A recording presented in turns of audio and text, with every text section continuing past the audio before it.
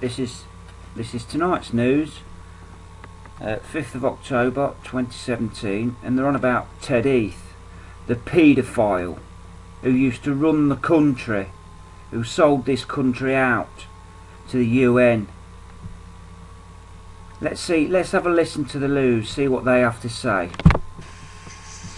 Here, Wiltshire police have concluded the former Prime Minister Sir Edward Heath would have been questioned on 7 counts of suspected child abuse and sexual assault had he still been alive. Their report, which includes a claim Sir Edward raped an 11-year-old boy, has itself faced sharp criticism. Rebecca Barry reports. The Queen has asked me to form the next government. In the 1970s, he led the UK as Prime Minister, but now another description of Sir Edward Heath will be added to the annals of history. If he was alive, he would have been questioned about allegations of child sex abuse. The allegations against him were of the utmost seriousness and from a significant number of people. It is not our role to prove the innocence or guilt. It's not their role to prove innocence or guilt.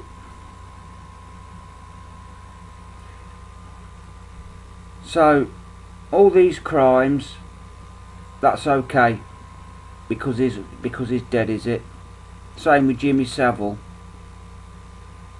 What? But to simply present the facts. It's 2 years since police made this startling appeal at the gates of the late Prime Minister's home. If you have been a victim or you're a witness to anything... So after £1.5 million spent investigating claims from 40 people, what have detectives found? Had he been alive, Sir Edward Heath would have been interviewed. Why are they still calling him Sir? It amazes me. Is guilty beyond doubt. Under caution about allegations made by 7 people. 7, yeah, righto. From 1961 to 1992. They include allegations that he raped or indecently assaulted 5 boys. Don't mention anything about the £5 million yacht he bought that's conveniently got sunk to hide all the evidence. Don't mention any of this, do they? One as young as 10. Some people will now always affiliate Ted Heath's name with allegations of child sex abuse. Are they right or are they wrong? But it's not for the police. Child sex abuse. Let's tame it right down. He's a paedophile. Just imply or infer Sir Edward Heath was guilty or innocent. Sir Edward, ass licker. Sir Edward Heath's home, now a museum, celebrating his political career. This is where ever-present armed police would monitor every coming and going. Proof, say his supporters, that the allegations can't be true. But when detectives arrived at these gates 2 years ago, all that history where are was they? thrown into question. I think it's been a wild goose chase, and I would like that established. Whether that restores his reputation, I don't know. Police Good luck with describe that. this as a watershed moment for anyone suggesting there's been a state cover-up of abuse. It certainly has been. There you go. There certainly has been. A defining moment for the reputation of the late Sir Edward Heath. Rebecca Barry, ITV News. Here we are on the Huffington Post, and it's again Edward Heath. Child sex abuse claims were significantly credible to justify questioning. I won't call him a sir. He's nothing but scum, utter scum. And this arsehole ran the country, and I can assure you, all the others after him are of the same mould. They're all paedophiles. They're all perverts. There's not one that's straight.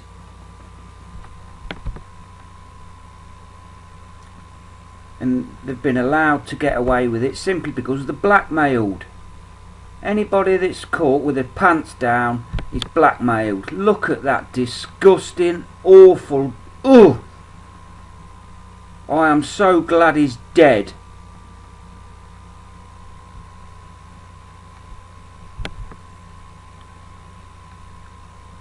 Yeah, look.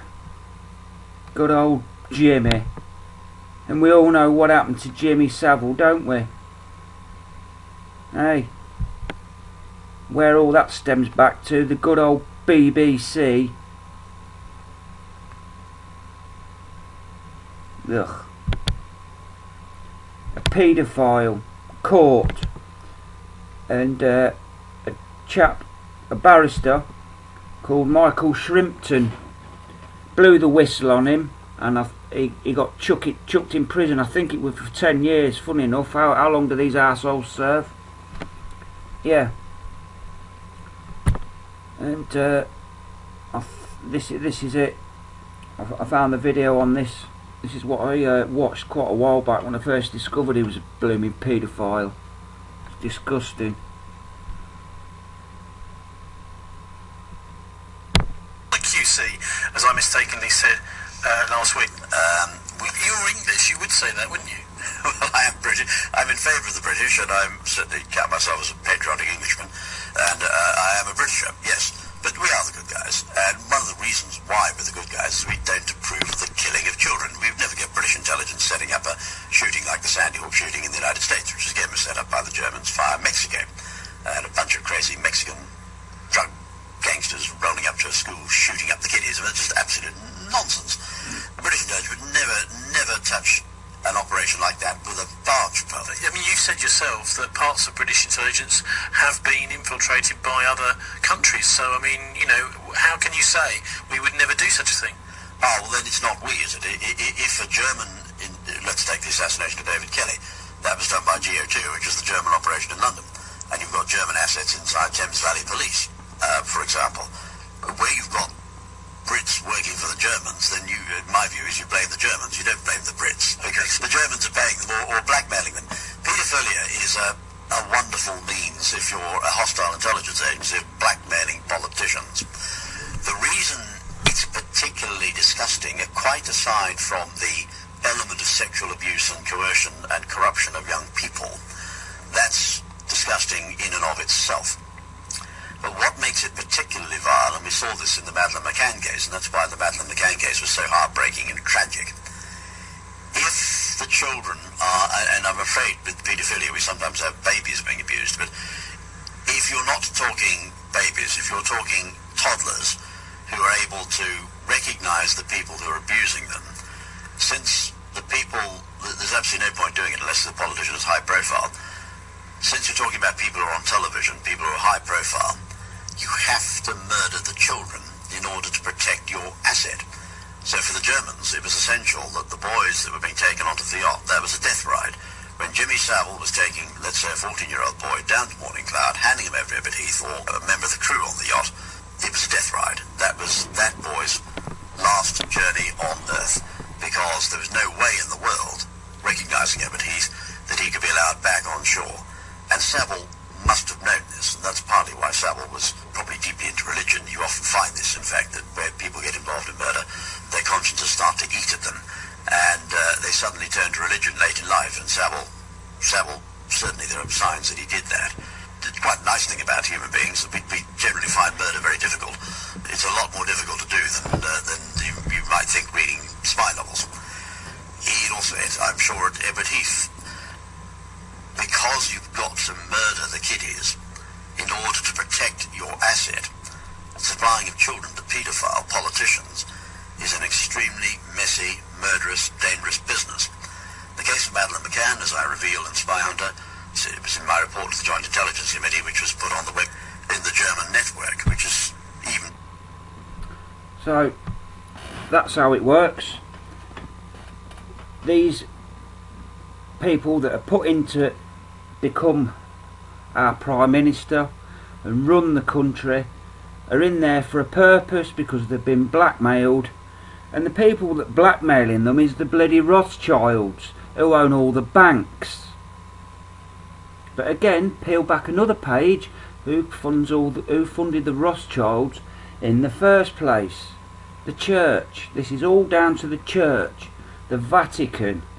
They've got all the gold, all the money. They start all the wars, move people into places like a big chess game. One paedophile Prime Minister after another.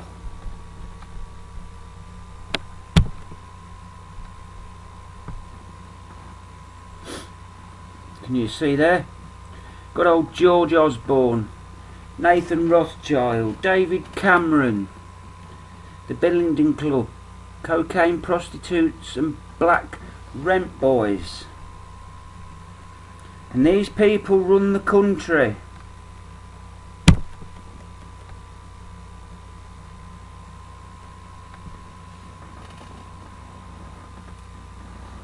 I set them up with boys, black boys generally.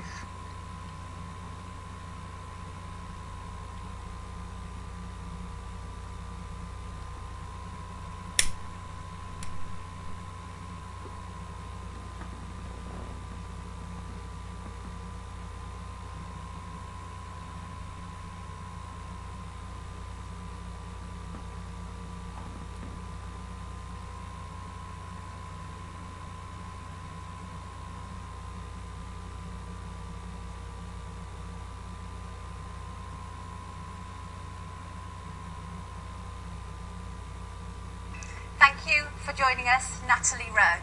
Now, we know Natalie, frankly, you're a very controversial character at this moment in time. You've got enough people on your case. I actually had a good look at your mobile phone earlier and I can see the kind of people who are contacting you, so I'm really grateful that you've joined us to put a few things straight, because obviously there's a lot of myths floating around about you. It was when a certain type of people, i.e. Osborne and the Bullen boys, Right.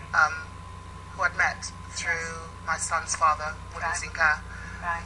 they were fixated on this Naomi Campbell look-alike.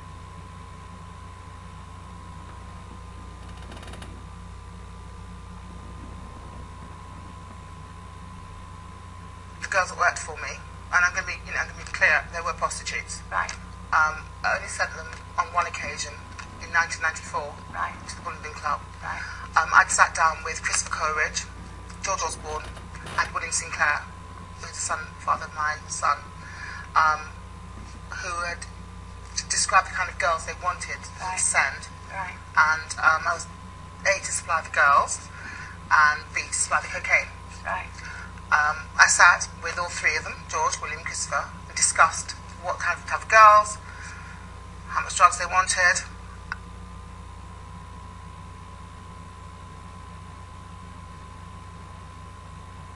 Just that the papers have known about what I'm about to say to you now since 2005, but for some reason they either daren't print it or they're being bullied by, and I know for a fact that Osborne's henchmen called lawyers tend to try and put the heat on a lot of the papers. Right. That photograph there, the reason why the flowers are in my face, number one, is because the drug dealer that was there on the night, who was taking the photo, I actually thought, I said to him, be careful, we don't want to have the cocaine in the actual picture. So I actually moved the vase, thinking it would actually hide the coke. Clearly it didn't. And that's why I got the flowers in my face. It isn't just a line, but it's a few lines. It's probably about a gram, something, of cocaine there, of which George Osborne took on that night, and prior to that night, regularly, in my company and others. Right. The facts about it. So there you go, this is what the boys get up to behind your backs. And they come on the television, anti-drug this, anti-drug that, 24/7 drinking. And then let's find good old Mr. Cameron.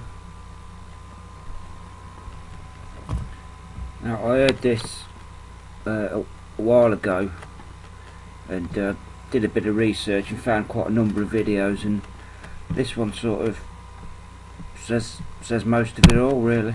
David Cameron, the Prime Minister of the United Kingdom, the equivalent of the President of the United States over there across the pond, is being accused of engaging in sexual relations with a dead pig as part of an initiation into a secret society when he was a young lad when he was attending Oxford University. And that...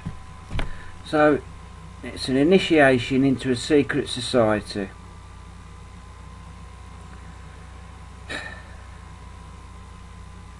I mean, we've got the Freemasons, the Skull and Bones, the Jesuits, and one of the Sikh initiations, you need to check this out for yourselves, one of their Sikh initiations is the offering of the firstborn child. Now, look at Gordon Brown. I believe, did he not lose his firstborn? And I think also David Cameron did as well, did he not? Then we've got Bob Geldof.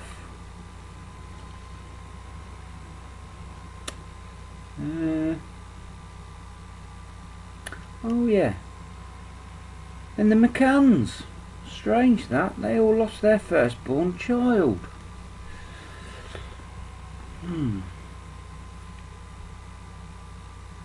Just a thought, that was. But you can see what these sick people that end up running our country get up to. And they get blackmailed. You do as you're told. And here's like what Tony Blair got, a good old £25 million handshake for selling the country out, causing war on terror, the never-ending war, the faceless enemy.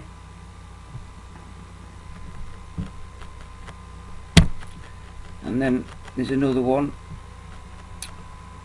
about Ted Heath. This was broadcast by the BBC in 1995. Fortescue is dead now. The casual nature, Michael, with which he talks about the abuse of small boys, it almost sounds, and of course Fortescue is not here to answer the questions, it almost sounds like it was a pretty regular thing for a politician, an MP, to come to him or to another whip to say, I've been caught buggering small boys, get me out of it. What do you think, Michael? It would have been, and that's partly how we ended up with the European Communities Act. I'm not sure how many MPs were involved in abuse of underage boys and girls in the period when he was Chief Whip, which you were right, was 71 to 73. But that covers the European Communities Bill, which is very controversial. There was a massive amount of blackmail pressure applied to MPs. I don't know how many MPs were known to the whips as being involved in sex abuse of teenagers and in children as well. By that I mean children under the age of 14. But it was probably 20 to 30. Clearly, Tim Fortescue was covering a whole range of scandals involving MPs. They weren't all involved in abuse of boys.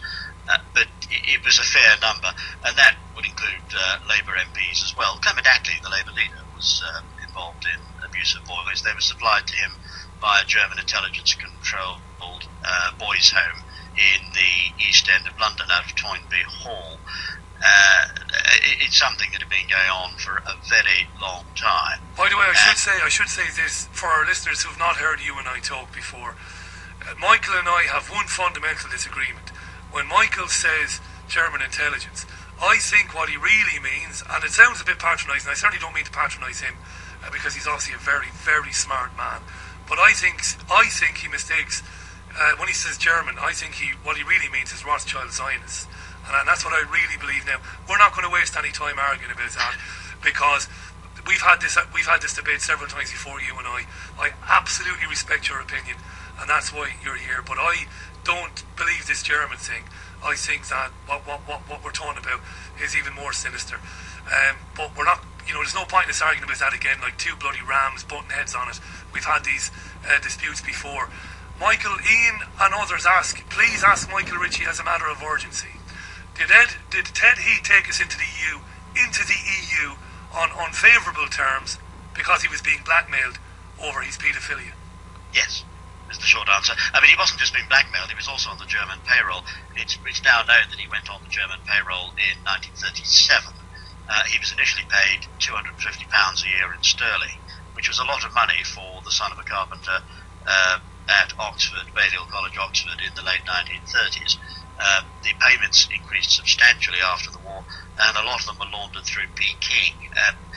Heath was running Morning Cloud, as one naval intelligence officer pointed out to me. When Heath was running Morning Cloud, the running costs of his boat, never mind the purchase costs, the running costs of the boat were more than he could have earned as leader of the opposition, which I think his salary then was £16,000. The boat cost more than £16,000 a year to run.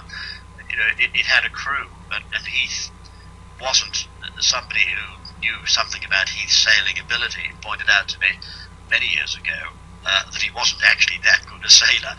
He certainly needed a crew. He couldn't have handled the yacht himself, and if he had to try and handle it himself, it would have sunk. Morning Cloud 4, in fact, did sink after Heath was booted out of office. The Germans pulled the plug on his boat and sacked him for him because they were unhappy about the possibility of Britain pulling out of the EEC. That was just prior to the 75 referendum, from memory. But no, Heath was also on the German payroll and was paid substantial amounts. By the end of his life, he was worth a ridiculous amount of money compared to what he could have earned legitimately. So Heath was abusing boys on a yacht moored in Jersey. No, the abuse took place. Saville and an associate inside the same ring. Saville was taking boys to the yacht. Indeed, an eyewitness has now come forward to say that she saw one less boy come back from the yacht that had been taken onto the yacht. Thought it odd at the time, and I believe that person has now given a statement to police. Do you really believe the police are investigating this? I mean, look, you know, let's be honest about it. Are they really looking into the allegations against Edward Heath? Well, the Metropolitan Police, that's interesting. The Cabinet Office seized control of the police in 64, with the Police Act 64. For 50 years plus, we've had the Cabinet Office control of the police in this country. But there are signs of some local forces breaking free of Cabinet Office control. Now, the Metropolitan Police are close to the Cabinet Office and always have been. The Met trying to shut the Heath inquiry down, and it was transferred to Wiltshire. Now, Wiltshire have a reputation for being honest, and they're one of the most, in my opinion, they're probably certainly one of the most honest police forces in Britain. They're also very competent, and it was quite fascinating that Wiltshire were resisting pressure from the Met. And of course, you've not just got the police inquiries in Britain. Jersey is not part of the United Kingdom, it's part of the Dukedom of Normandy. The head of state of Jersey is the Duke of Normandy, who is the Queen, always referred to as the Duke, even when the sovereign is female, you refer to the Duke as the Duke. And Jersey, which is independent of the UK, has run its own police investigation into these murders and into the sexual abuse. And that has been going for some years. The Jersey police have a good reputation. Wiltshire Force, which is now the lead force on the Heath, has a good reputation. And the more corrupt forces, those that are known to be closer to the Cabinet Office, like the Met, with respect, have faded into the background. So I believe that the ongoing police inquiries in Britain and Jersey are being conducted in good faith by honest and competent detectives. Do you really believe they'll be allowed to reach a conclusion that shows that Edward Heath was a child murderer and abuser, and that not only was he at it, but you mentioned Clement Attlee there. We could name, we won't of course, we can name the dead ones, but the ones who are still alive that are suspected, we won't say anything. Because... Why not? They need exposing. It's just a joke. Just keep brushing it under the carpet, everyone. Yeah, another one. It's always been my contention that this is the ultimate taboo, Michael, in terms of the electorate, in terms of ordinary men like me, ordinary men and women. If people find out this, Michael, and how deep this goes, the apparatus of the state collapses, because people won't have it. Of course it does. What will collapse is Britain's membership of the European Union, because it's likely to be highly everything damaging will to the collapse. Everything. The referendum for Heath to be publicly exposed as having been blackmailed over the sexual abuse and murder of teenage boys in the run-up to the entry into the EEC on terms which are dictated by Germany, who will, of course, pay Heath. Apart from anything well, in that else, sense, you're right about Germany, by the way. I'm not going to argue with you on that. You're absolutely right about Germany there. Heath being on the German payroll, along with Sir Geoffrey Rippon. Heath and Rippon were the signatories to the Treaty of Brussels, which took Britain into the EEC, and under international law, if a state corrupts the signatories of another state, that state is not bound by the signatures. Britain. See, when Heath took us into the EU, there was only, I believe, a handful of countries, 5 or 6 countries, and that's how it was supposed to be stopping. But it's always a drip method with these people. It's another example, like the microchip for the dogs. Don't have to have it at the minute. Now it's law, and that's what these idiots are trying. Have got planned for everybody else. Microchips inside us, in our hands. Again, do your research. There's no end on it. RFID chips in humans. A cashless society. So again, you didn't hear any of this on the news, did you? Talk about sugarcoating the news. It was ridiculous. Still calling him sir. Phew. Disgraceful. Utterly disgraceful. And all the paedophiles still at the BBC. All the paedophiles, MPs, they all need arresting. Chucking in jail. Why is it continuing? Decades after decade, the same lot in charge. Wake up, people. And if that doesn't wake you up, then I suggest you watch this. 2 hours long. Just give you an introduction, but it's absolutely brilliant.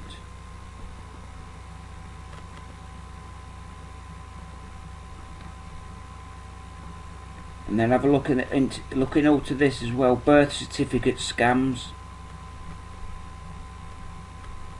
You just don't realise how we've been had off by these idiots in charge. And it goes all the way back. The Queen, they're just puppets. The same as the MPs, puppets.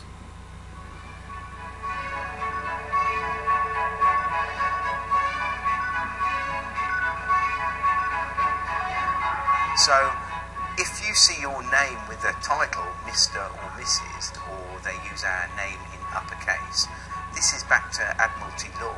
The legal fiction is an abstract term to explain a concept, and so is the term straw man. With debt collectors, people assume when a debt collector comes round that they have actual power. They don't. They have no power whatsoever. They only have the power that you give to them. Please, don't obstruct it. I'm not obstructing you. Right. Show us the warrant. So we don't consent. You need our consent. That's the end of it. Do you mind telling me who you I are? won't tell you anything. So you're a police officer enforcing laws, but you don't know every law, is that right? 90% of the crime, or 99% of the crime they perceive that is crime, is actually called victimless crime. There is no victim. So crime can only exist if there is a victim. You know, we've seen police officers more interested in becoming debt collectors and enforcing policies, you know, such as speeding tickets and fines and things like that, because they're easy targets. Once you comprehend the difference between lawful and legal, and ultimately what your legal fiction straw man is, the fear of debt collectors, police and authority just goes away. There you go, that's it. Basically, everyone, if you didn't know it, you are a slave and you didn't realise it. This explains it, everything. I know it's off topic, but I've noticed it was in the side here, and also that as well. That's worth watching as well. But back to the pervert, paedophile Ted Heath.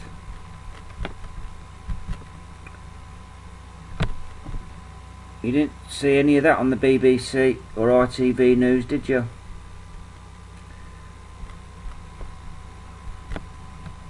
Anyway, people, it's about time this came to an end.